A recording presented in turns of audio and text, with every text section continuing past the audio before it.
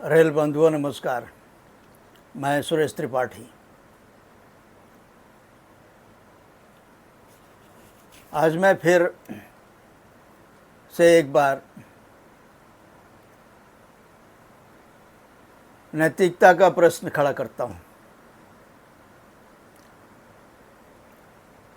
Rail budget आ गया, केंद्रीय budget आ गया, देश भर में तमाम तथाकथित फाइनेंस एक्सपर्ट, बजट एक्सपर्ट के ओपिनियन भी सबको मिल गई। सब ने बहुत बढ़िया बढ़िया बताया, अच्छा है। हम भी कहते हैं बहुत अच्छा है। मगर इस बीच में रेल में जो पिछले दिनों घटनाएं हुई, उन पर पानी फिर गया। वो सब परिदृश्य से गायब है। कंचनजंगा की घटना भी परिदृश्य से गायब है, जो अभी 17 जून को हुई थी। अभी जो गोंडा में हुई, भिलाई में डिब्रूगढ़ एक्सप्रेस की, वो भी परिदृश्य से गायब है। अलवर में हुई वो भदोही के पास में लिच्छवी एक्सप्रेस का जो ट्रैक्टर से टकराया एलसी गेट पर, वो और एक दो ऐसी दुर्घटनाएं हुई। पश्चिम बंगाल में भी हुई। हमने भी एक्स पर उसका रिपोर्ट किया। इन सब के ऊपर से सबका ध्यान हटा दिया गया या हट गया।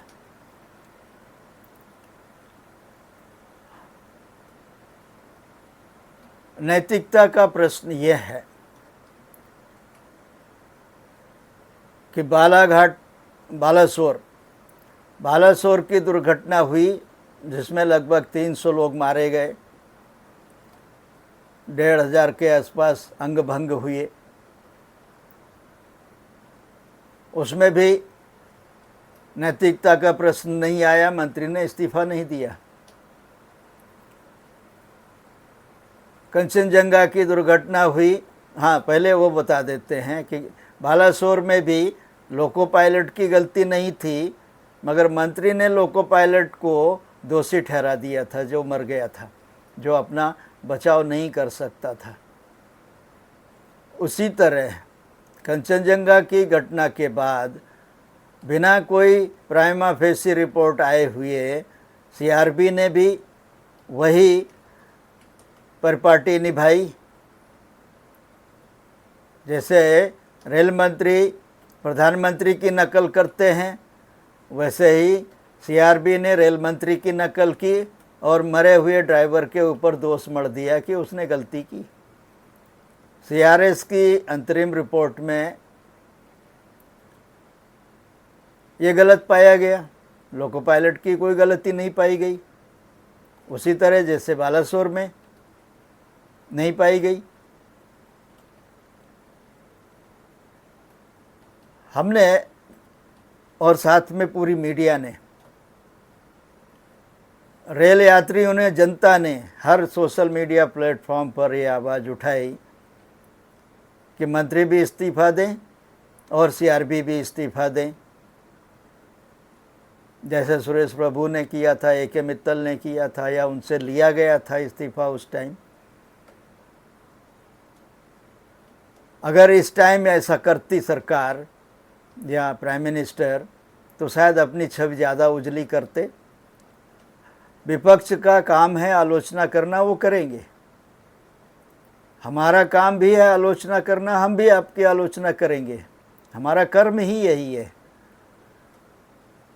मगर आपको तो आदर्श खड़ा करना है। आप सत्ता में हैं, आप जवाबदेह हैं, और आपको व्यवस्था में, समाज में एक आदर्श भी उपस्थित करना है। नैतिकता का, शुचिता का भी पैमाना गढ़ना है। मगर आपने ऐसा नहीं किया, और ना आप ब्यूरोक्रेट को करने दे रहे हैं जो आपकी जड़ काट रहे हैं।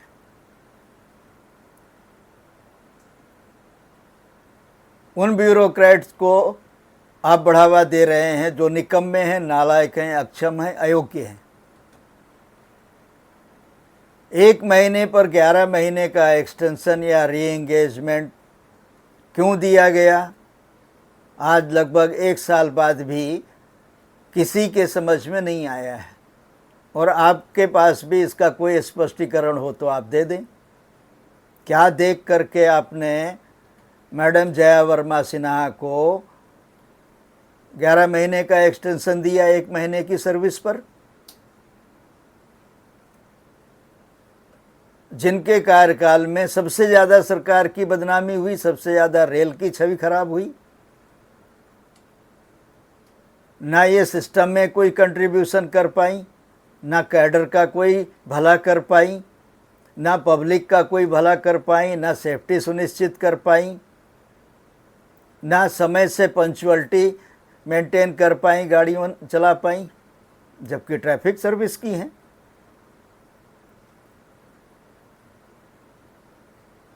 आखिर ऐसी कौन सी क्वालिटी आपने देखी कि इन्हें सीआरबी बनाया गया?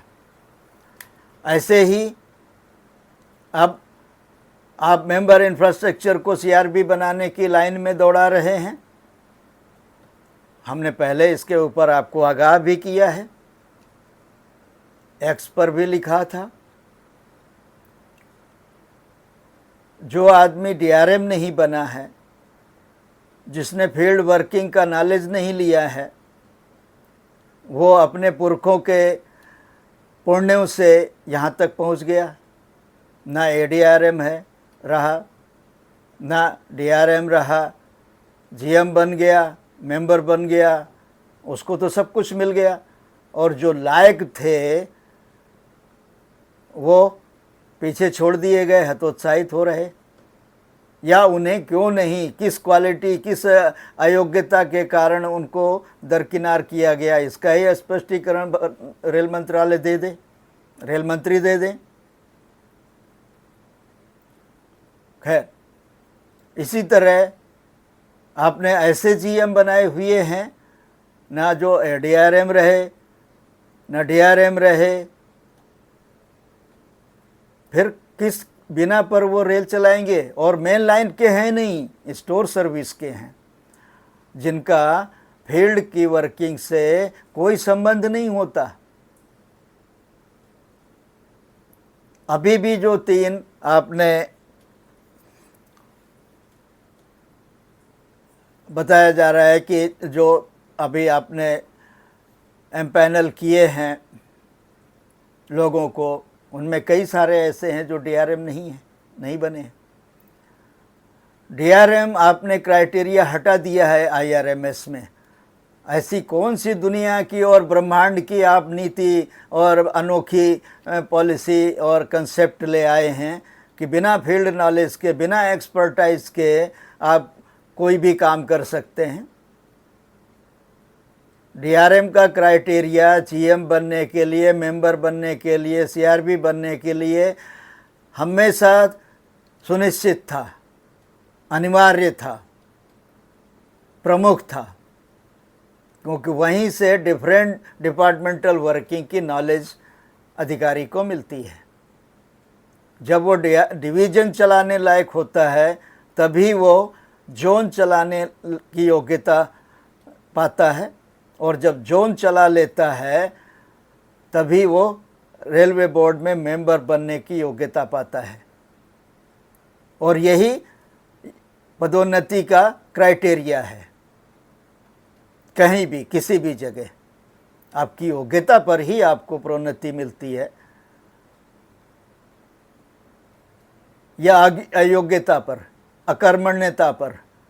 बहुत सारे क्राइटेरिया हैं। आप 360 डिग्री की बात करते हैं, छद्म है ये 360 डिग्री। आप ये 360 डिग्री व्यवस्था जो है, यह एकदम छद्म है। ये कतई योग्यता का चयन नहीं करती है।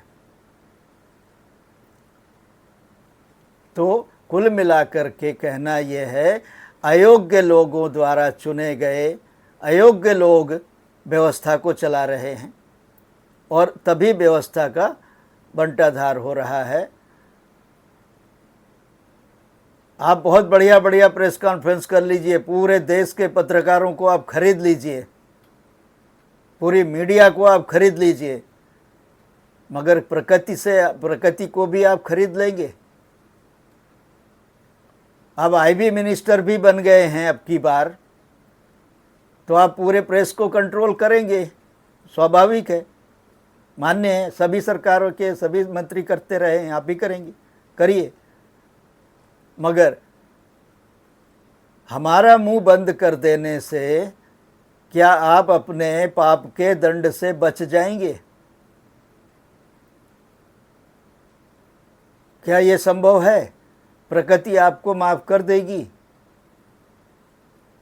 बेहतर होगा सीआरबी को तुरंत घर भेजा जाए और अब आगे से सीआरबी और मेंबर और जीएम उन्हीं को बनाया जाए जिनके पास प्रॉपर कार्यकाल हो, यानी कम से कम 2 साल जिसका कार्यकाल बाकी हो वही जीएम बने, 1-1.5 साल जिसका बाकी हो वही मेंबर बने, सीआरबी बने। तभी जाकर के व्यवस्था को आप कंट्रोल कर सकते हैं और वीसी कल्चर को बंद किया जाए, यह भी एक बहुत आवश्यक डिमांड है। वीसी कल्चर ने पूरे व्यवस्था को स्टैंड स्टिल कर दिया है। फिर से इस बारे में हम आपको याद दिलाते हैं। धन्यवाद।